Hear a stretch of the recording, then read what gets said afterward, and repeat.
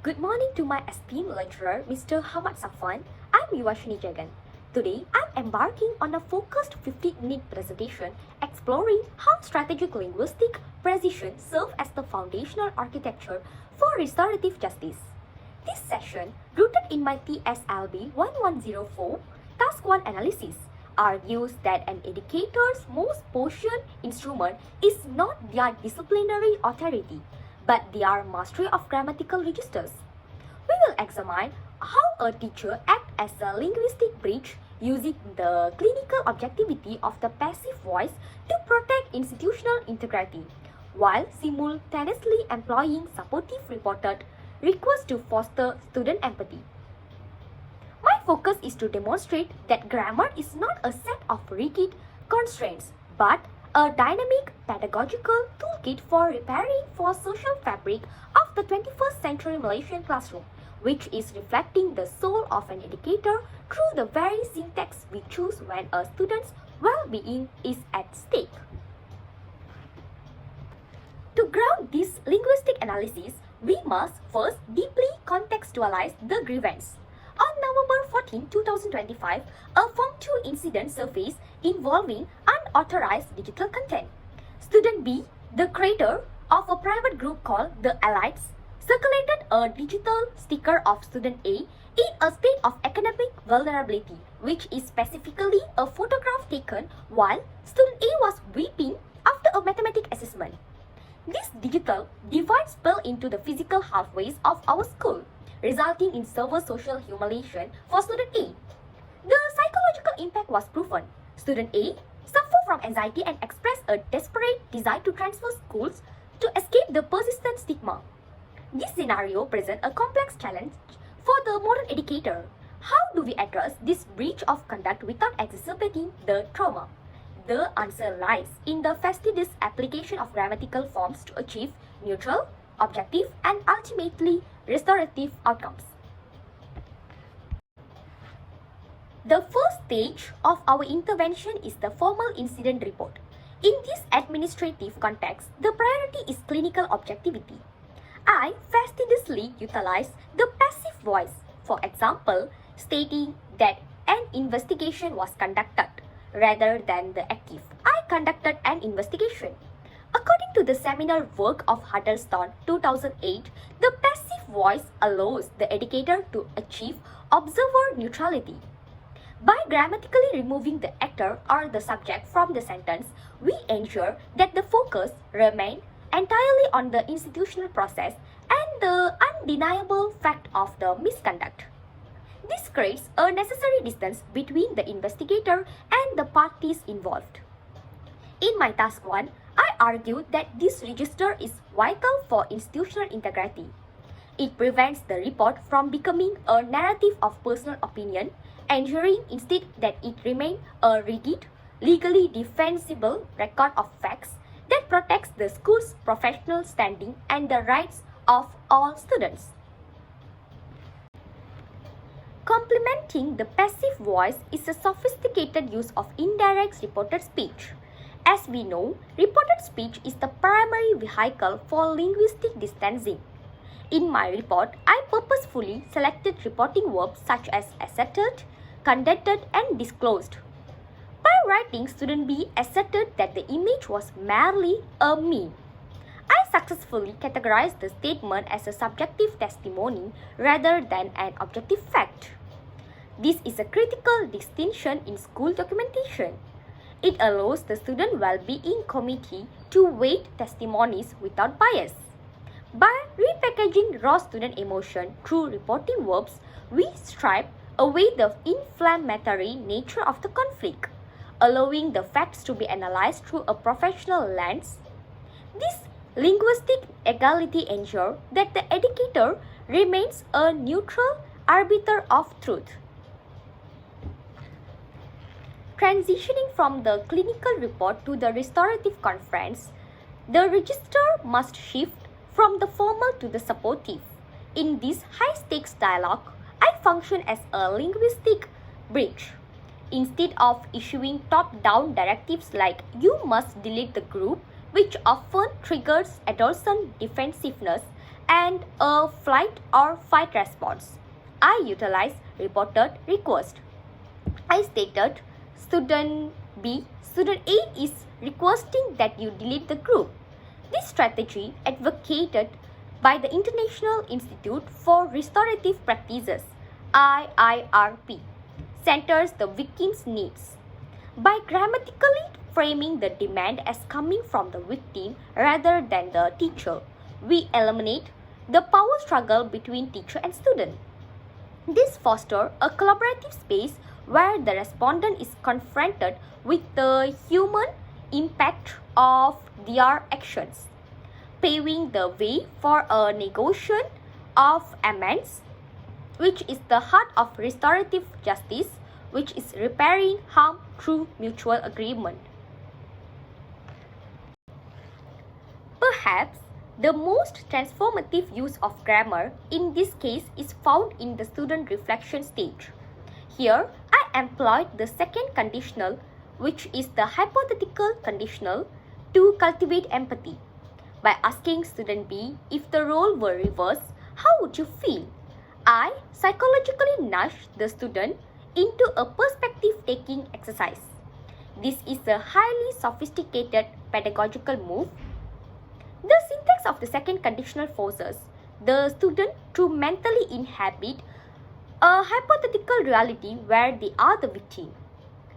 Research suggests that this type of immersive linguistic framing is significantly more effective for behavioral modification than direct accusation. It bypasses the student's ego and forces them to internalize the victim's pain. In my task 1, I noted that this is where grammar becomes a direct tool for social emotional learning, proving that our language choices can actually reshape a student's moral compass. While the cultivation of empathy is an indispensable component of the healing process, we must acknowledge that in a professional educational setting, boundaries must be absolute to guarantee the enduring safety and security of the school environment. To establish this necessary boundary, I strategically utilize the imperative mode to provide a rigid regulatory framework for corrective action. Directives such as delete all original files and write a formal apology letter are not merely suggestions. They serve as the definitive final stage of the accountability process. As we know, the imperative mode is uniquely characterized by its ability to provide clear, unambiguous instructions. By omitting the subject you and focusing purely on the base form of the verb, we eliminate any linguistic room for negotiation, procrastination, or manipulation. These imperatives are far more than traditional orders. They represent the enforcement of professional standards for digital citizenships. In the context of our case involving student A and student B, these commands ensure that the power imbalance generated by the initial act of cyberbullying is both physically and digitally de-stified. For the victim student A, the use of such definitive language provides a vital sense of security. It offers the tangible assurance that the harm has officially ceased and that the institution has taken firm decision action to preserve her psychological well-being. By transitioning from the soft language of the conference to the hard language of this directive, we demonstrate that as educator, we possess the linguistic agility to the both supportive mentors and firm enforcers of school integrity. Throughout my intervention, I have fastidiously utilized a series of complex discourse markers to ensure the logical cohesion and structural integrity of the restorative process. It is important to recognize that words such as furthermore, consequently, and moreover are far more than mere linguistic fillers. They serve as sophisticated navigational signals. They communicate to both the students and the school administration that is a structured, purposeful intervention rooted in professional logic rather than personal reaction. When transitioning between the analytical detachment of the clinical incident report and the interpersonal nature of the restorative conference, I strategically employed markers like conversely or on the other hand. These choices highlight the necessary shift in tone from institutional record keeping to human-centered dialogue. By explicitly signposting this transition, I ensure that the resolution process remains transparent and easy for all stakeholders to follow, regardless of the emotional intensity of the situation. This level of linguistic sophistication serves as vital pedagogical purpose. It actively models professional communication for our students. In an era where digital interactions are often impulsive and inflammatory, demonstrating a controlled, cohesive register is essential. It proves that as educators, we do not respond to conflict with emotional outbursts or fragmented thoughts, but with structure, logical, and highly cohesive dialogue. Ultimately, this fastidious use of language reinforces the school's integrity and sets a definitive standard for student behavior. It teaches our learners that through the power of precise language, we can navigate even the most volatile conflict with dignity, clarity, and mutual respect. Reflecting on this entire simulation, I have arrived at a profound realization regarding the evolution of my identity as a teacher trainee. I have come to understand that in the classroom, my language is my legacy. The act of repackaging a high-stakes conflict through sophisticated grammar is not merely a technical skill. It is a moral imperative that can prevent the escalation of trauma and promote genuine, lasting reconciliation between students. This assignment has fundamentally reinforced my belief that grammar should never be viewed as a stagnant set of rigid rules to be memorized in isolation. Instead, it is a dynamic, living toolkit essential for building and repairing human relationships. When we, as educators, choose our words fastidiously, we are doing more than just communicating, where we are actively protecting the soul and the psychological well-being of our students. We are ensuring that our classroom transcend their role as places of simple academic instruction to become true sanctuaries of justice, equity, and empathy. The most significant milestone in my professional growth through this task has been a paradigm shift in my authoritative persona. I have shifted from being a teacher who merely gives orders, which often result in compliance without understanding, to become a teacher who facilitates healing through linguistic precision.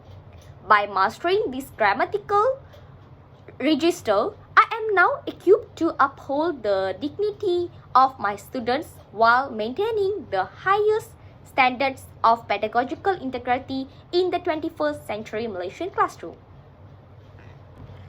In conclusion, this analysis has demonstrated that the strategic application of grammatical registers is far more than a technical exercise.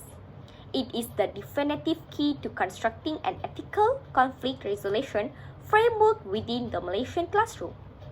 Throughout this presentation, we have seen how the mastery of the passive voice allows us to document incidents with clinical administrative neutrality, while the nuanced use of reported speech and reported request creates a bridge for dialogue that respects the dignity of all parties involved.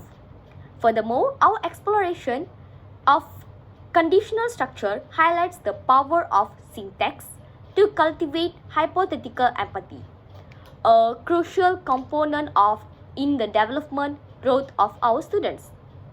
By choosing these forms intentionally, we do not merely manage a classroom. We preserve our pedagogical integrity and fulfill the soul of an educator by fostering a culture of profound empathy and restorative healing. I would like to extend my deepest gratitude to my lecturer, Mr. Hamad Safwan, whose guidance throughout this TSLB 1104 task has been instrumental in my development as a future educator. This journey has solidified my firm conviction that the accuracy and intentionality of our language directly determine the success and well-being of our students. That's all from me. Thank you.